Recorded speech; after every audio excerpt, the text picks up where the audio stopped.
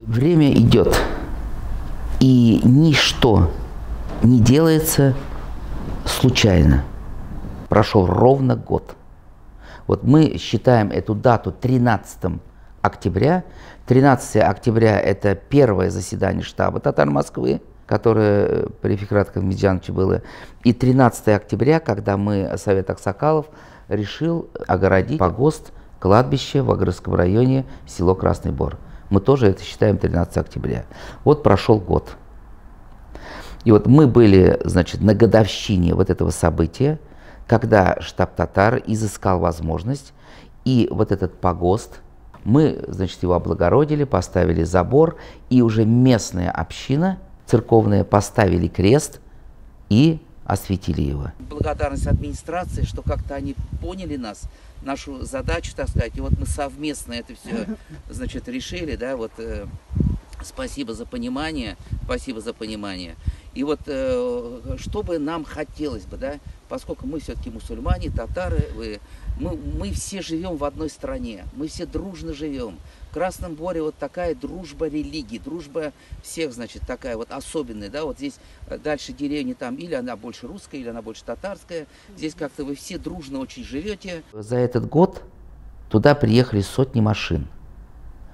Вот сейчас у нас, кто пишет письма, получает на почте, в районе 20 женщин уже ждут ребенка сейчас.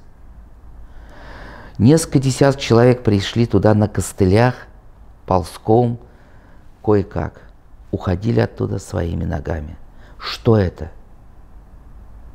Это вера. И вот мы, не планируя этого, открыли вот это место.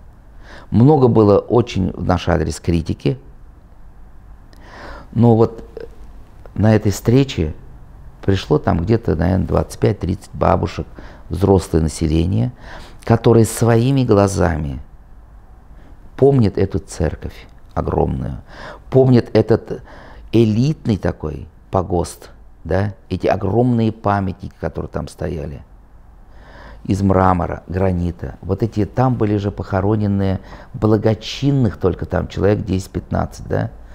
Вот, они помнят, как взрывали церковь, как вместе с мусором, опилками, там, кирпичами, экскаваторы, вот эти вот скелеты грузили в самосвалы, копали землю и все это там вывалили. Да? Это был 75-й год. Многие это помнят. Были слезы, слезы радости. Оказывается, они раз в неделю туда ходят, по воскресеньям обязательно туда ходят. И вот в связи с этим вот эта местная православная община, вот она состоит из бабушек в основном, вот там 25-30 человек. Они хотят сейчас все-таки, желание у них построить там какую-то часовню. Мы это также обсудили на встрече. Это первое. Второе, значит, они вышли с инициативой, потому что штаб татар с нашими друзьями в Агрызе сейчас восстанавливает эти имена благочинных, этих преподавателей и руководства этой церковно-приходской школы, этих учителей, которые там были, которые лекари там были, а также православных татар, которые там похоронены. Вот у нас уже сейчас восстановлено там в районе 30 человек, точно, да, у которых уже появились родственники, они оказались чьими-то прадедушками, и, значит, местная община хотят в честь каждого вот этого благочинного, каждого вот этого священнослужителя, бывшего похоронена, посадить дерево и назвать этим именем. И я думаю, что вот там появится вот эта вот аллея деревьев с именами вот этих, значит, похороненных людей. Для чего все это делается? Нужно ли все это? Это дань должная тем людям, которые там похоронены, которые жизнь свою посвятили этому. Это нужно нам для идеологического воспитания молодежи. Молодежь должна быть обязательно духовной, или это мусульмане, или это православные. Молодежи духовность, религия необходимо нужна. У всех есть мечта. Вот мечта у этих бабушек, дедушек 1975 года было поставить забор, облагородить и закопать вот эти ямы. Там были большие 6 ям, которые раскопали металлоискателями вот эти вот черные копатели, которые ищут золотые цепи, золотые кресты, учитывая уровень там, значит, погребенных. Вот. Мечта сбылась, крест стоит, осветили. Вот сейчас следующая мечта у этих, значит, бабушек, это вот часовню, и они очень хотят даже в этой маленькой деревне провести крестный ход.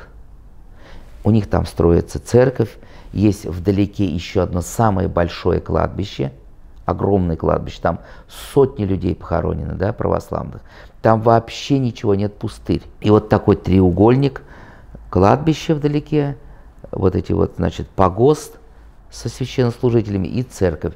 Вот они хотят такой крестный ход совершать. Будет ли это при их жизни? Вот они со слезами это, конечно, рассказывали. В штабе татар в Москве очень много православных татар. И как-то у нас принято дарить подарки. Вот, например, Сибгатуллин, депутат Госдумы, подарил нам огромное количество шикарных, дорогих книг недавно. Фатих Саубанович, вот огромное ему спасибо. Мы эти книги будем распределять по генералам, героям, значит, олимпиадам. Вот. И поэтому иногда нам дарят и православную литературу. И нам вот в Москве подарили 3 большие книги, они очень ценные. Им всем по 250, там, 300 лет. Они уже очень ветхие, старые. Сколько людей за 300 лет листали эти книги, учились, значит, православию, читали все это.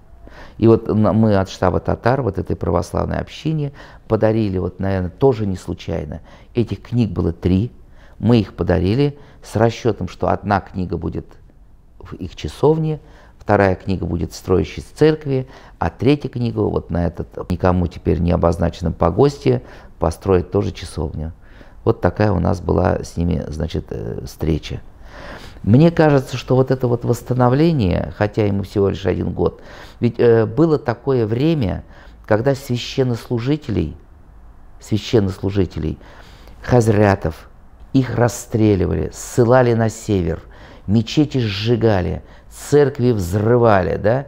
Ну, было такое время. Много еще таких мест, где похоронены мусульманские священнослужители, где похоронены православные священнослужители.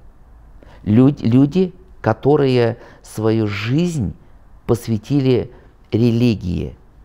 Вот. Поэтому вот это вот восстановление вот этих вот имен, восстановление, привести в порядок вот эти вот могилы, погосты, камни, я думаю, что это задача всех общественных организаций и, значит, тех, может быть, татарских конгрессов, автономий, которые на местах работают. Вот мы иногда не ценим и иногда не придаем им это значение, что многие вот православие, мусульманстве, многие вот эти вещи держатся на энтузиазме. Вот есть там местный Рашид Амирзянович.